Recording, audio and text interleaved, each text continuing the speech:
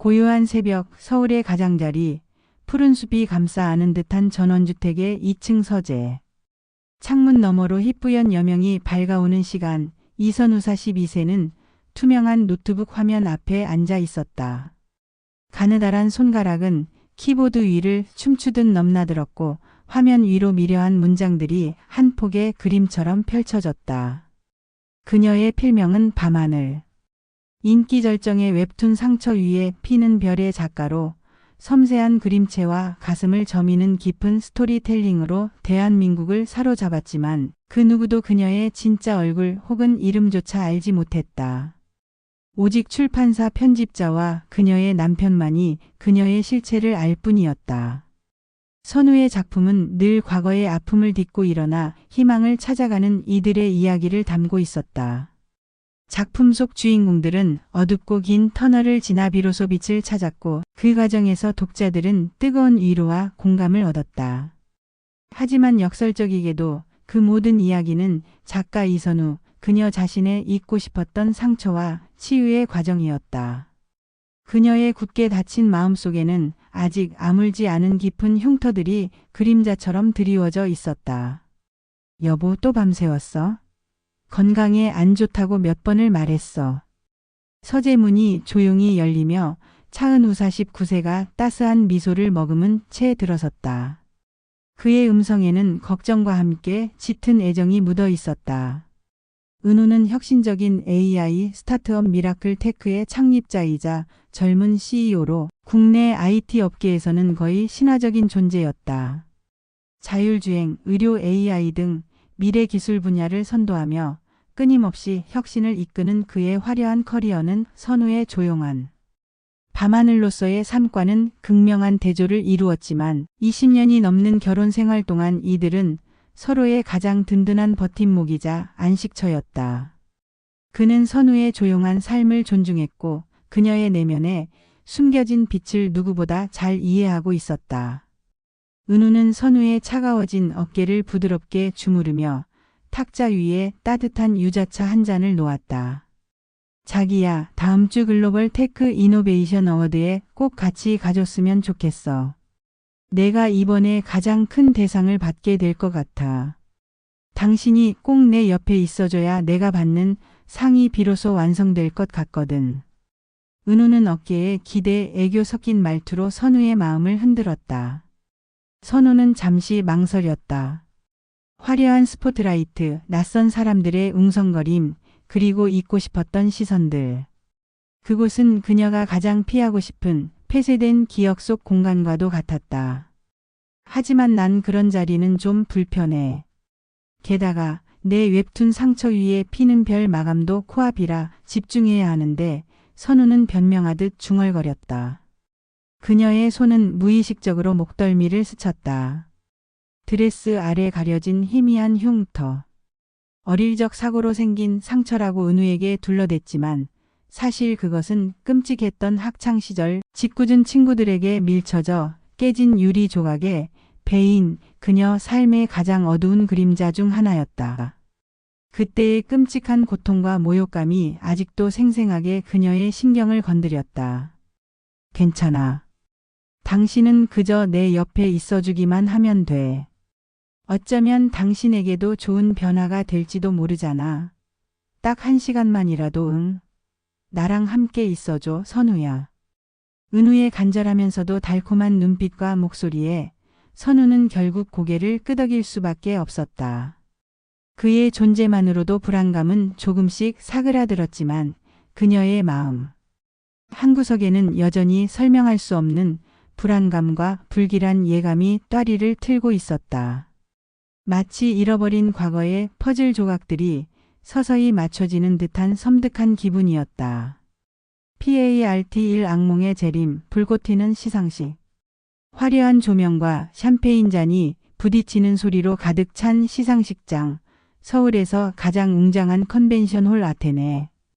연단 위 대형 스크린에서는 미라클 테크의 혁신적인 기술이 소개되고 있었고 수많은 경제계 인사들과 유명인들이 저마다 화려한 의상으로 자리를 빛내고 있었다. 선우는 심플하면서도 우아한 감색 드레스를 입고 칵테일 한 잔을 들고 한쪽 구석에 조용히 서 있었다. 그녀의 유일한 목적은 시상식이 끝나자마자 은우의 손을 잡고 조용히 이 화려한 지옥을 빠져나가는 것이었다. 그때 등 뒤에서 들려온 목소리. 익숙하지만 뼛속까지 시린 잊고 싶었던 비웃음 섞인 음성이었다.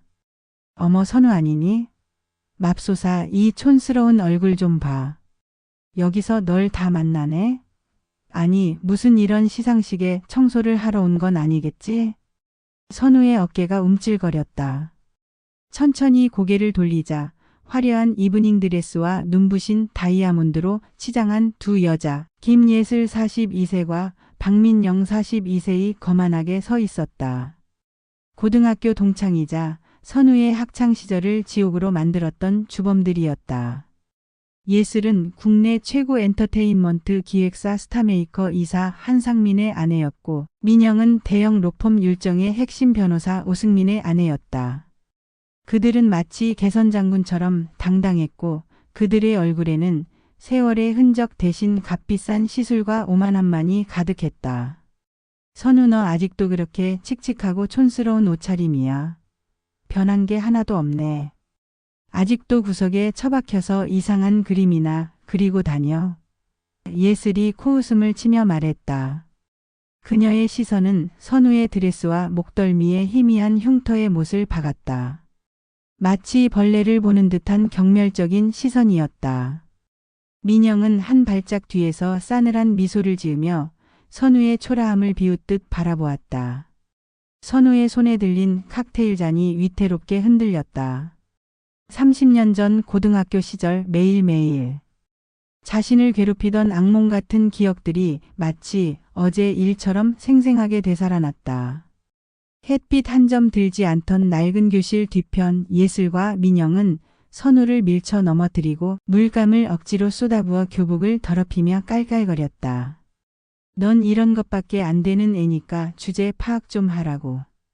그녀가 가장 아끼던 직접 그린 스케치북을 갈기갈기 찢으며 재능 같은 소리 하네. 이딴 쓰레기를 누가 본다고? 조롱하던 목소리가 귓가에 울렸다. 미술 시간마다 그녀를 감금하고 복도 한가운데서 무릎을 꿇리고 자신들의 신발을 닦게 했던 그 끔찍한 날들. 그 모든 기억이 마치 회색 파도처럼 밀려들어 선우의 전신을 덮쳤다. 그녀는 그저 고개를 숙이고 조용히 이 모욕적인 상황이 지나가기만을 바랐다. 어쩜 그렇게 기척도 없이 살지? 우리 둘 빼고는 아무도 널 기억 못할걸? 존재감. 하나는 끝내준다, 안 그래? 민영이 빈정대며 웃었다. 주변 사람들이 삼삼오 웅성거리며 이쪽을 슬쩍 쳐다보기 시작했다. 선우의 심장이 갈비뼈를 뚫고 나올 듯 빠르게 뛰었다. 과거의 무력감과 절망감이 전신을 얼어붙게 했다. 그녀의 눈가에는 금세 뜨거운 눈물이 고였지만 억지로 삼켜냈다. 그 순간 선우의 어깨에 단단하고 따뜻한 손길이 닿았다. 그녀를 감싸 안는 듯한 느낌. 여보 여기 있었네. 한참 찾았잖아. 상까지 받으러 가야 하는데 어디가 있었어? 차은우였다. 그의 얼굴은 여전히 온화했지만 선우의 얼굴에 스쳐 지나가는 극도의 당황스러움과 예슬, 민영의 싸늘한 표정을 읽자마자 미세하게 하지만 확실히 표정이 굳어졌다. 그들의 추악한 대화를 미처 다 듣지 못했더라도 분위기만으로도 무슨 일이 있었는지 직감한 것이다. 예슬과 민영은 은우의 존재에 깜짝 놀랐다. 미라클 테크의 CEO 차은우. 그들의 남편들도 비즈니스 상으로 깎듯이 대하는 인물이었다. 김예슬 씨, 박민영 씨 맞죠? 이곳에서 뵙게 되네요. 제 아내에게 무슨 할 말이라도 있으셨나요? 은우는 예의 바르면서도 단호하고 차가운 어조로 질문했다. 그의 눈빛은 얼음장처럼 변해 있었다. 예슬과 민영의 얼굴에서 비웃음기가 순식간에 사라졌고 얼굴에는 당황스러움과 함께 얕은 공포감이 서렸다. 아, 회장님, 그게 선우가 하도 조용해서 못 알아보고 예슬이 더듬거렸다. 그녀의 목소리는 파티장 전체가 들릴 정도로 커져 있었다. 그때 멀리서 지나가던 웨이터가 들고 있던 오렌지 주스 트레이가 갑자기 삐끗했다. 아이고. 짧은 탄성과 함께 주스 한 잔이 튀어 선우의 어깨 위로 쏟아졌다. 선우는 순간적으로 몸을 움찔거렸다. 예슬과 민영의 얼굴에는 다시 비릿한 웃음기가 돌았다. 우연처럼 보였지만 선우의 눈에는 그 순간 스쳐 지나간 예슬의 작은 어깨 움직임이 포착되었다. 마치 고등학교 시절 그녀의 옷에 물감을 쏟던 그때처럼. 은우의 시선이 선우의 드레스에 묻은 오렌지 주스 자국으로 향했다. 그리고 다시 예슬과 민영을 향했다. 그의 눈빛은 이제 노골적인 분노로 이글거렸다. 괜찮아, 여보. 선우는 은우의 팔을 잡고 조용히 속삭였다. 그녀는 주스를 닦으려는 듯 손수건을 꺼내 들었다. 마치 30년 전 그 어린 소녀처럼 말없이 모욕을 감수하려는 듯 보였다. 그러나 은우는 선우의 손을 잡아 제지했다. 그의 얼굴에는 단 한 번도 본 적 없는 차가운 분노가 감돌았다. 별일 아닙니다. 회장님, 이선우 씨가 워낙 부주의해서 예슬이 애써 미소를 지으며 변명하려 했다. 은우는 그녀의 말을 가로막았다. 부주의? 내 아내에게 이런 짓을 하고도 부주의하다고? 당신들 정말 대단하군. 나에게도 말해보지 그러나. 내 앞에서 내 아내에게 이런 모욕을 줄 수 있다고 생각한 건가? 그의 목소리는 낮고 위협적이었지만 파티장 전체를 얼어붙게 만들기에 충분했다. 주변 사람들의 수군거림이 멎었다. 모두가 미라클 테크의 차은우 회장이 이렇게 격앙된 모습을 보이는 것을 처음 보았기 때문이었다. PART 이 폭로의 불꽃 감춰진 진실의 칼날. 파티장 소란 이후 선우는 은우의 부축을 받으며 조용히 시상식을 빠져나왔다. 그녀는 여전히 아무 말 없이 침묵했고 은우는 그녀의 조용한 분노를 느낄 수 있었다. 집에 돌아와 밤늦도록 잠 못 이루는 선우의 옆에서 은우는 밤새워 그녀를 위로하고 다독였다. 그는 선우의 목덜미 흉터를 보며 언젠가 꼭 그녀의 깊은 상처를 알게 될 것이라고 직감했다. 다음 날 아침 은우는 출근하자마자 회사 게시판에 올라온 글을 확인했다. 제목은 섬뜩했다. 긴급 제보 스타메이커 한상민 이사, 신인 아이돌 데뷔 리베이트 폭로 및 율정 오승민 변호사. 미라클 테크 기술 유출 불법 투자 정황 피트. 차은우 회장님 안주인 모욕 사건과 무슨 관계? 글 내용은 더욱 충격적이었다. 스타메이커 이사 한상민 김예슬의 남편이 신인 아이돌 데뷔 과정에서 거액의 뒷돈을 챙기고 심지어 오디션 심사까지 조작했다는 내용이었다. 더군다나 율정 오승민 변호사 박민영의 남편은 미라클 테크의 핵심 AI 기술 개발 일정을 몰래 빼돌려 해외 사모펀드와 공모, 내부자 정보를 이용한 불법 투자로 막대한 시세 차익을 거두었다는 구체적인 정황 증거까지 제시되었다. 이 모든 제보의 끝에는 바로 전날 밤 시상식장에서 차은우 회장의 아내에게 벌어진 모욕적인 사건이 언급되며 글의 신뢰도를 더욱 높였다. 누가 어떻게 이 모든 정보를 알았을까? 은우는 게시글을 읽고 눈을 감았다. 그는 전날 밤 선우가 겪었을 모욕감을 생각하며 분노했고 동시에 이 모든 것이 선우의 숨겨진 과거와 연결되어 있을 것이라는 확신을 얻었다. 바로 조사에 착수하고 진실을 밝혀라. 어떤 희생을 치르더라도 이 일로 인해 회사에 피해가 가는 한이 있더라도 그들의 비열한 행동에 대한 책임을 반드시 물어야 할 것이다. 그는 평소와 달리 차갑고 단호한 어조로 비서실장에게 지시했다. 감사팀은 즉시 스타메이커와 율정에 대한 대대적인 내부 조사를 시작했다. 미라클 테크는 자체 법무팀을 동원하여 상대 회사들을 상대로 강력한 법적 조치를 예고했다. 이는 단순히 회장의 사모님을 모욕한 개인적인 보복 차원이 아니었다. 공정한 경쟁을 방해하고 회사의 기밀을 유출한 것은 기업 윤리의 근간을 흔드는 심각한 범죄였기 때문이었다. 언론은 미라클 테크의 전례 없는 초강경 대응에 촉각을 곤두세웠고 관련 기사들은 실시간 검색어 순위를 장악했다. 미라클 테크 차은우 회장의 분노, 유명 연예 기획사 대형 로펌 비리 의혹, 일파만파 등 자극적인 헤드라인들이 쏟아져 나왔다. 조사 결과는 게시판의 내용이 모두 사실임을 여과없이 증명했다. 한상민 이사는 수년간의 리베이트 수수 및 오디션 조작 사실이 발각되어 연행되었고, 오승민 변호사는 미라클 테크의 AI 기술 유출 혐의와 불법 내부자 거래 혐의로 구속영장이 발부되었다. 그들의 화려했던 삶은 한순간에 산산조각 났다. 회사 주가는 폭락했고 엔터업계와 법조계는 전례 없는 충격에 휩싸였다. 선우는 이 모든 소식을 집에서 뉴스로 접했다.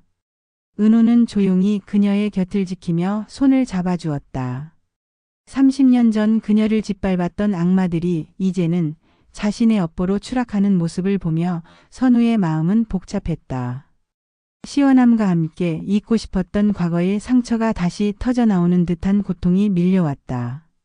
며칠 뒤 한 대형 서점에서는 밤하늘 작가의 신간 웹툰 상처 위에 피는 별의 출판 기념 기자간담회가 열렸다.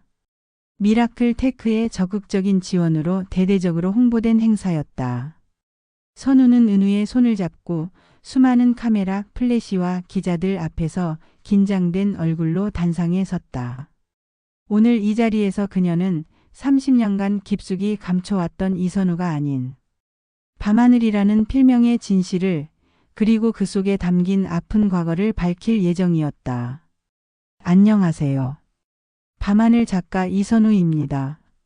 그녀의 나지막한 목소리가 울려 퍼지자 마치 물결처럼 기자들의 플래시가 터져 나왔다. 연이어 터지는 셔터 소리에 귀가 먹먹할 정도였다. 모두가 유명 작가의 베일에 쌓였던 정체에 대한 기대감으로 숨죽였다. 선우는 잠시 호흡을 가다듬고 떨리는 목소리로 담담하게 이야기를 시작했다. 저는 오랜 시간 밤하늘이라는 필명 뒤에 숨어 살았습니다. 어릴 적 저에게 깊은 상처를 준 기억들이 저를 가두고 있었기 때문입니다. 제가 그린 모든 웹툰은 그 상처와 절망을 극복하고 다시 일어서려는 제 자신의 절규이자 세상 모든 아픔을 가진 이들에게 보내는 위로의 메시지였습니다. 그녀는 고등학교 시절 겪었던 끔찍한 학교 폭력에 대해 담담히 이야기했다. 미술 실력을 질투해 그녀를 괴롭히고 신발을 닦게 하고 교복에 주스를 쏟으며 조롱했던 악몽 같은 순간들을 고백했다. 그리고 그녀의 목덜미에 남은 작은 흉터가 바로 그 당시 얻은 상처라고 털어놓았다. 기자회견장은 숙연해졌다. 그리고 오늘 이 자리에 있는 상처 위에 피는 별은 제 개인적인 경험을 바탕으로 한 웹툰입니다. 표지에는 어두운 학교 복도를 걷는 한 소녀의 뒷모습이 그려져 있습니다. 이 작품은 과거의 상처를 딛고 일어서는 한 여성의 이야기입니다. 때로는 우리가 그때 그 자리에 두고 온 것이 추억이 아니라 지울 수 없는 고통스러운 상처일 수도 있습니다. 하지만 그 상처마저도 우리를 성장시키는 밑거름이 되고 언젠가는 그 상처 위에서 가장 빛나는 별이 될 수 있다는 메시지를 담았습니다. 선우의 눈가에는 굵은 눈물이 맺혔지만 그녀의 목소리는 흔들리지 않았다. 그녀는 책 뒷표지에 인쇄된 저자 소개를 가리켰다. 작가 밤하늘, 본명 이선우, 미라클 테크 차은우 회장의 아내. 서울예고 출신. 이번 작품 수익금 전액은 학교폭력 피해 학생들을 위한 미라클 테크 드림 장학 재단에 기부될 예정. 기자들이 연신 플래시를 터뜨렸다. 베스트셀러 작가의 정체가 밝혀진 것도 놀라운데 그 안에 학교폭력이라는 가슴 아픈 고백과 함께 수익금 전액을 기부한다는 소식까지 더해져 사회 전반에 더욱 뜨거운 화제가 되었다. 왜 지금까지 정체를 숨기셨나요? 한 기자가 질문했다. 선우는 잠시 생각하더니 조용히 대답했다. 저는 원래 조용한 사람이에요. 화려한 것보다는 묵묵히 제 할 일을 하는 것을 좋아하죠. 하지만 이제는 더 이상 과거의 그림자에 갇혀 있을 수만은 없다는 생각이 들었습니다. 제 목소리를 내야 할 때가 온 것 같아서 비로소 용기를 냈습니다. 관객들 사이에서 뜨거운 박수가 터져 나왔다. 선우의 솔직하고도 용기 있는 모습에 모두가 감동한 것이었다. 그 순간 기자회견장 뒤편 맨 뒷줄에 앉아있던 두 그림자, 예슬과 민영이 스크린에 포착되었다. 수척하고 초라해진 그들의 얼굴은 경악과 후회, 그리고 설명할 수 없는 두려움으로 일그러져 있었다. 한때 자신들이 짓밟았던 존재가 이토록 거대한 빛을 발하며 자신의 과거를, 아니 자신들의 만행을 만천하에 드러내는 모습을 보며 그들은 마치 지옥을 마주한 듯 얼어붙었다. 밤하늘 작가의 웹툰을 재미있게 읽었던 기억이 어렴풋이 떠올랐던 예슬은 그 주인공이 다름 아닌 이선우였고 그 악력이 자신들일 수도 있다는 생각에 소름이 끼쳤다. 민영 역시 믿을 수 없다는 듯 입을 틀어막았다. 자신들이 얼마나 어리석고 끔찍한 괴물들이었는지 이제야 비로소 깨달은 것이다. PART 3상처 위에 피어나는 별, 그리고 새로운 시작.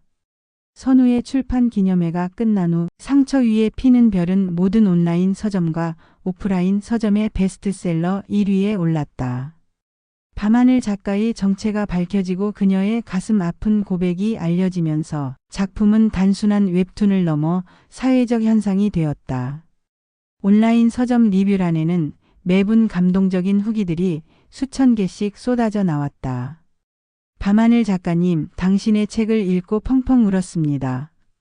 정말 감동이에요. 저도 학창시절 왕따를 당해서 힘들었는데 이 책을 읽고 용기를 얻었습니다. 과거의 상처를 이렇게 아름답게 승화시킬 수 있다니 존경합니다. 우리 회장님 사모님이 밤하늘 작가였다니 정말 깜짝 놀랐습니다. 창립 파티 때 그분이 당했던 일 이제야 모든 것이 이해되네요. 정말 조용하지만 강인한 분이셨습니다. 미라클 테크의 직원들도 사모님을 새로운 시각으로 바라보기 시작했다. 그저 회장님의 배우자가 아니라 한 사람의 훌륭한 예술가이자 사회에 큰 영향력을 미치는 존경스러운 인물로 인정받게 된 것이다. 선우의 용기 있는 고백은 미라클 테크의 기업 이미지까지 긍정적으로 상승시키는 효과를 가져왔다. 한편 김예슬과 박민영은 그야말로 지옥 같은 나날을 보내고 있었다. 남편들의 비리, 혐의가 줄줄이 터져나오면서 사회적으로 매장되었고 그 여파로 예슬의 남편 한상민은 기획사에서 해고된 것도 모자라 업계에서 퇴출 수순을 밟게 되었다. 그가 투자했던 모든 사업은 물론 불법으로 챙겼던 리베이트까지 토해내야 하는 상황에 처했고 감당할 수 없는 천문학적인 빚더미에 앉게 되었다. 민영의 남편 오승민 역시 변호사 자격이 박탈되었고 그가 속했던 율정 로펌은 이미지 실추로 대규모 소송에 휘말리며 휘청거렸다. 그의 불법 투자금은 모두 압류되어 가족 전체의 자산이 동결되었다. 한때 명품과 호화로운 삶을 자랑하던 그들의 가정은 한순간에 빈털터리가 되어 길거리에 나앉을 위기에 처했다. 언론은 한상민, 오승민 부부의 몰락을 대서특필했고 그들의 추악한 행실과 함께 아내들의 과거 학교 폭력 사실까지 터져나오면서 대중의 공분을 샀다. 응징의 시간이 왔다. 악행은 반드시 대가를 치른다는 댓글들이 폭주했다. 선우는 이 모든 소식을 접하면서도 담담했다. 복수를 계획하거나 그들의 몰락에 환호하지 않았다. 다만 자신을 짓누르던 오랜 짐을 내려놓은 듯한 해방감을 느낄 뿐이었다. 선우야, 아니 작가님. 한 달 뒤 초라하고 지친 모습의 예슬과 민영은 미라클 테크 1층 로비에서 선우를 기다리고 있었다. 한때 번쩍이던 명품 옷차림은 온데간데 없고 그들의 얼굴에는 피곤과 후회 그리고 처절함만이 가득했다. 마침 학교 폭력 피해 학생들을 위한 드림 장학 재단 모금 활동을 마치고 돌아오던 선우와 마주치자 예슬의 눈은 이내 붉어졌다. 예슬이 민영이 오랜만이네. 선우는 그들을 의외라는 표정으로 바라봤지만 그녀의 목소리는 여전히 차분하고 따뜻했다. 정말 정말 죄송합니다. 선우야, 우리가 정말 잘못했어. 예슬은 더 이상 말을 잇지 못하고 흐느꼈다. 그리고는 갑자기 로비 한복판에 무릎을 꿇었다. 주변의 수많은 직장인들이 두 사람의 모습을 보며 경악했다. 선우야, 미안해. 30년 전에도 그날 시상식에서도 우리가 얼마나 어리석었는지 이제 알겠어. 정말 정말 죄송합니다. 민영도 예슬의 옆에 무릎을 꿇고 눈물을 쏟아냈다.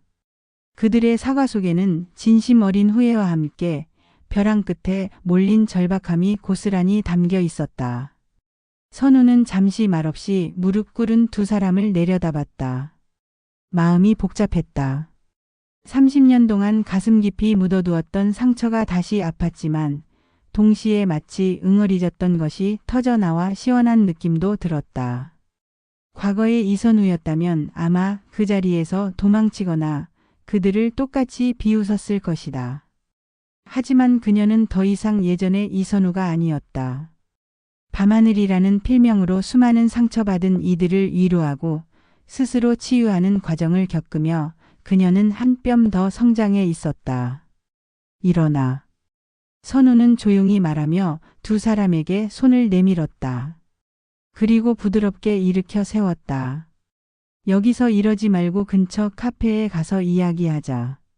세 사람은 로비의 따가운 시선을 뒤로하고 인근 카페로 향했다. 카페에서 예슬과 민영은 그동안의 지옥 같았던 시간들을 털어놓았다.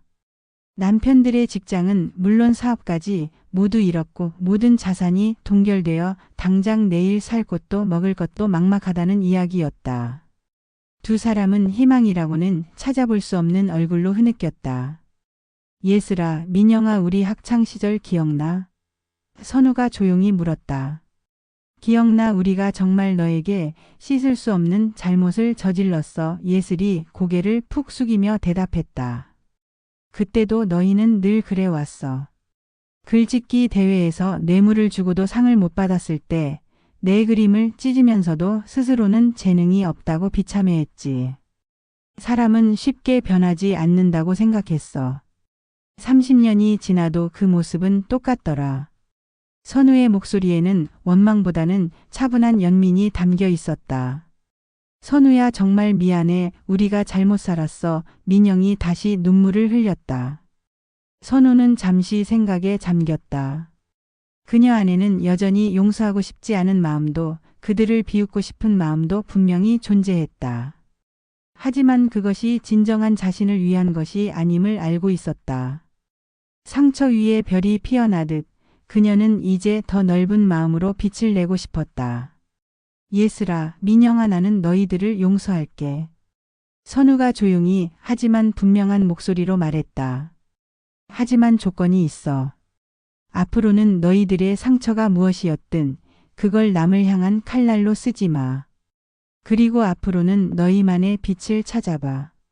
너희가 진정으로 자라고 스스로를 행복하게 만들 수 있는 빛을. 두 사람은 고개를 들고 선우를 바라봤다. 그녀의 눈빛은 따뜻하면서도 단단한 힘을 가지고 있었다. 그리고 이번 일은 남편들 회사 일과는 별개의 일이고 나는 아무런 권한이 없어. 남편들의 비리 문제는 법의 심판을 받아야 하는 일이고 내가 관여할 수는 없어. 도와줄 수 없을 것 같아. 선우는 단호하게 선을 그었다.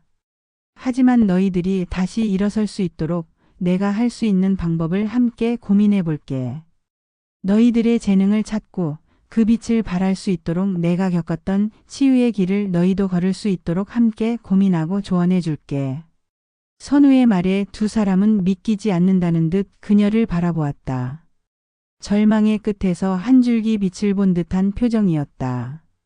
창밖으로 쏟아지는 오후의 햇살 아래 세 사람은 각자의 과거를 마주하며 새로운 미래를 그리기 시작했다.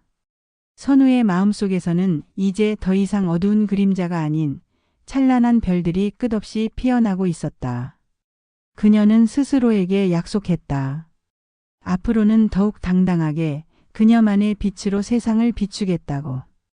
밤하늘 작가 이선우의 새로운 이야기는 이제 막 시작될 참이었다.